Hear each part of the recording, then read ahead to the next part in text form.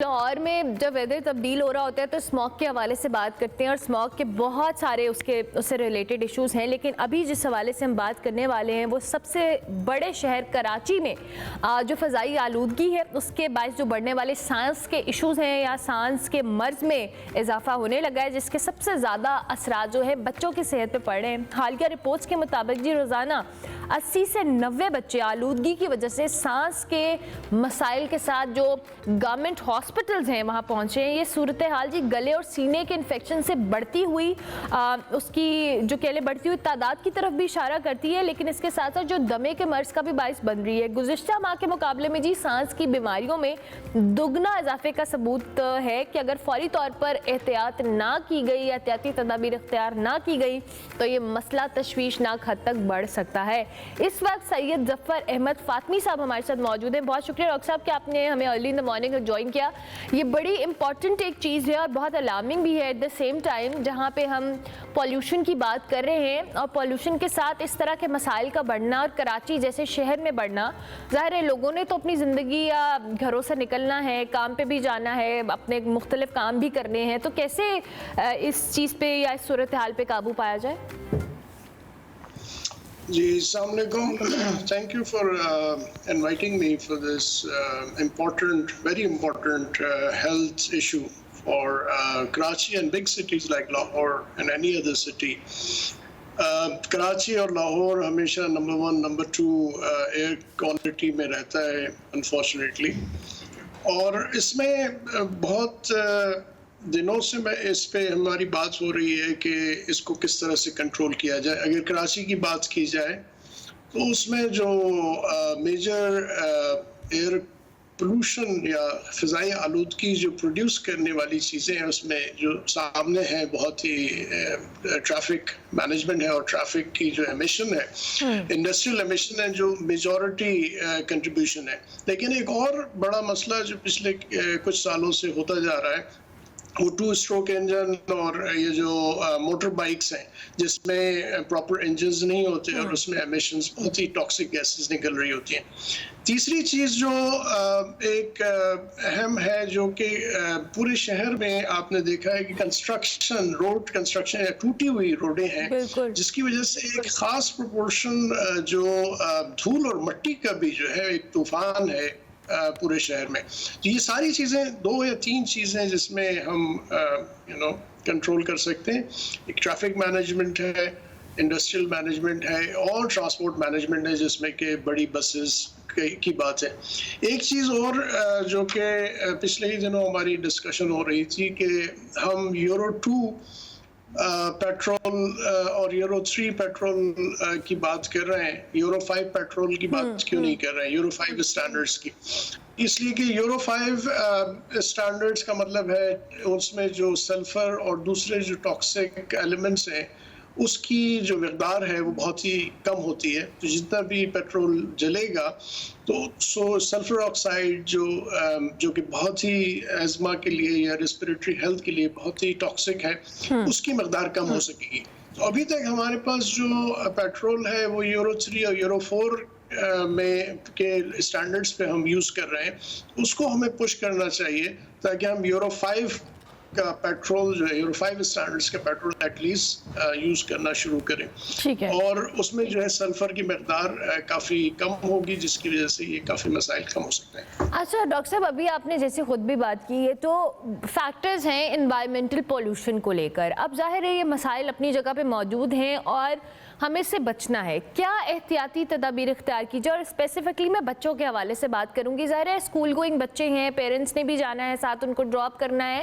بچوں کا اسکول میں کیا ایکسپوئر ہے، گراؤنڈ میں کھیل رہے ہیں، کیا کر رہے ہیں، تو پیرنٹس اور بچوں کے لیے ہم کیا پریکاشنری میئرز لے سکتے ہیں؟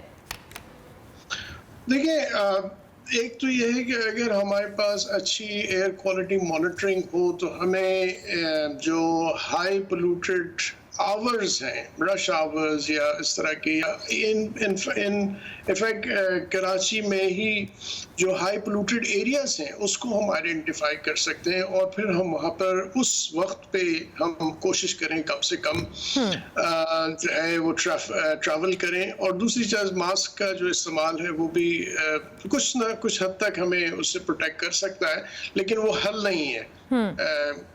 اور سو مانیٹرنگ انڈیویجول لیول پہ کہ کس وقت نکلنا چاہیے. ظاہر ہے اسکول کا تو ایک ٹائم ہے وہ اسی وقت ہی نکلیں گے اور ظاہر ہے اپنے گھر سے نکلیں گے تو اس میں زیادہ سے زیادہ جو ہے ماسک کی جو ہے احتیاطی تدابیر استعمال کی جا سکتی انڈیویجول لیول پہ.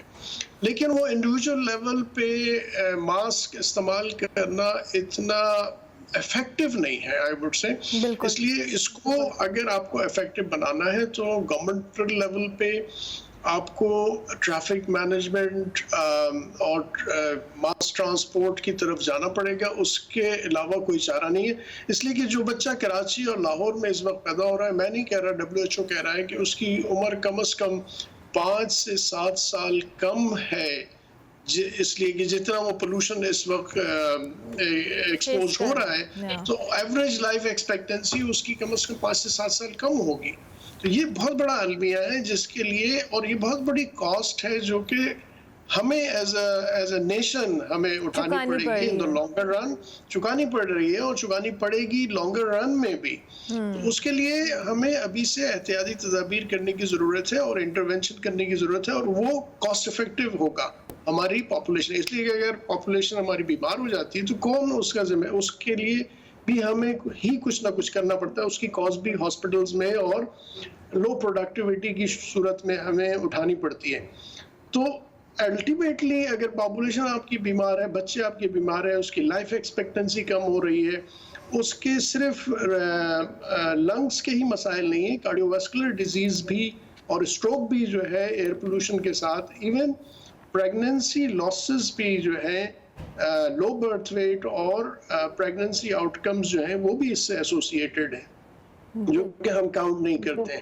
تو یہ بہت بڑا لاس ہے اور یہ صرف ایک ہیومن ہیلتھ کی ہی بات نہیں ہے. میں آپ کو بتاؤں اگر آپ صرف کار کی لائف پہ چلے جائیں سلفر کانٹینٹ جو ہے اگر وہ زیادہ ہوتا ہے تو آپ کا کار کا انجن جو ہے وہ ڈیمیج جلدی ہوتا ہے اور اس کی لائف کم ہو جاتی ہے. اسی طرح سے جتنی بھی انڈسٹری ہے اس کی لائف کم ہو جاتی ہے. So it's not only the human health, the overall economical health اور ایکو سسٹم ہیلتھ جو ہے وہ اس سے ڈیمیج ہو رہی ہے. اچھا ڈاکٹر صاحب ابھی آپ نے بات کی ہے فیول کا یورو 5 والا جو آپ نے ابھی مینشن بھی کیا لیکن انفارچونیٹلی ہمارے ہاں جب بھی ایون ہم جب پاور پلانٹس کی بات کر رہے ہیں کول سے جو چلتے ہیں اور ہم نے یہ تھر میں بھی دیکھا ہے یہ ساری چیزیں جو ہیں یہ ہمارے انوائرمنٹل فیکٹرز میں بڑا وائٹل رول پلے کر رہی ہیں towards this smog this pollution and every thing. Do you think کہ ہمیں ان چیزوں پہ بھی فوکس کرنا ہے کیونکہ with time and with each passing year جو اسموگ کی ریشو ہے یا پولوشن کی ریشو ہے وہ کہیں کنٹرول نہیں ہو رہی بلکہ اس میں مزید کوئی نہ کوئی چیز ایڈ ہی ہوتی چلی جا رہی ہے. بالکل دیکھیں جو چیز آپ جلائیں گے جتنا گندا پیٹرول جلائیں گے جتنا گندا کچرا جلائیں گے فار ایگزامپل اتنا ہی ایمیشن وہی ٹاکسک گیسز آپ کی نکلیں گے. اس لیے ساری دنیا میں جتنے بھی ویسٹرن ورلڈ ہے اس میں یورو 5 اب وہ یورو 6 اسٹینڈرڈس کی طرف جا رہے ہیں اور ہمیں اس میں فائدہ ہے نہ ہی ہیلتھ کا فائدہ ہے. اب 275 کا پیٹرول 275 280 کا تو لیٹر کا پیٹرول ہو ہی گیا ہے. اگر اس میں 5-10 روپے کا اضافہ اور ہو جاتا ہے لیکن اس سے آپ کی صحت جو ہے اور آپ کی انڈسٹری اور آپ کی کاریں اور آپ کی اکانومی پہ بہت پازیٹیو امپیکٹ آتا ہے تو why not we should push these industry جو آئل ریفائنریز ہیں کہ وہ یورو 5 اسٹینڈرڈس کو میٹ کریں اور جس کا ہمیں اکانومیکل فائدہ ہوگا. صرف ہیلتھ پہ ہی فائدہ نہیں ہوگا اوور آل اکانومی GDP پہ ہمیں فائدہ ہوگا اگر ہم اس کے اسٹینڈرڈس کو میٹ کرتے ہیں. دوسرا اینگل جو یورو 5 کے اسٹینڈرڈس کا ہے کہ اگر ہم بلیک کاربن اور یہ ساری چیزیں کم کرتے ہیں تو اس پہ کلائمیٹ چینج اور کلائمیٹ امپیکٹ بھی ہے. دوسرا اینگل کلائمیٹ کا بھی ہے جس کے climate benefit there is a term called کو بینیفٹ کہ ہیلتھ بینیفٹ بھی ہے اکانومک بینیفٹ بھی ہے اور کلائمیٹ بینیفٹ بھی ہے. تو یہ تین طرح سے اس کا ہمارا فائدہ ہے. تو اس کو سمجھنا چاہیے اور فوری اس پہ عمل کرنے کی ضرورت ہے.